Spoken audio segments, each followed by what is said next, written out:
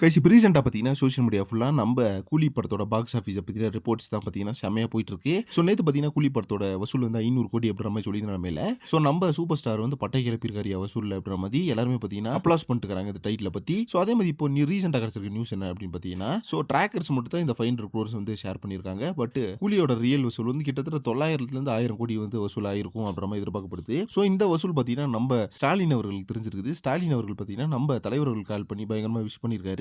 So அது மட்டும் இல்லாம 1000 கோடி அடிச்சது தமிழ் சினிமாக்கே ஒரு பெருமை. ஃபர்ஸ்ட் டைம் ஒரு தமிழ் சினிமால ஒரு படம் 1000 கோடி அடிச்சிருக்கு. ஸோ இந்த படம் வந்து மிகப்பெரிய அளவுல வெற்றி அடைய வாழ்த்துறேன் அப்படின்ற மாரி சொல்லியிருக்காரு. ஸோ அது கேட்டு நம்ம சூப்பர் ஸ்டார் பார்த்தீங்கன்னா, ரொம்ப ஹேப்பியா வந்து தேங்க்ஸ் சொல்லியிருக்காரு நம்ம ஸ்டாலின் அவர்களுக்கு. ஸோ இது பார்த்தீங்கன்னா, ஒரு வைரலான ஒரு நியூஸா போயிட்டு இருக்கு சோசியல் மீடியா ஃபுல்லாவே. ஸோ ஸ்டாலின் வந்து கால் பண்ணி பேசியிருக்காரு அப்படின்னா, அது வந்து ஒரு சூப்பரான விஷயமா தான் பார்க்கப்படுது. ஏன்னா 2 பேரும் பார்த்தீங்கன்னா, ஒரு நல்ல திக் ஃப்ரெண்ட்ஸா இருந்தாங்க. ஸோ அதனாலேயே பார்த்தீங்கன்னா, இவங்க 2 பேரும் என்ன கால் பண்ணி பேசியிருப்பாங்க.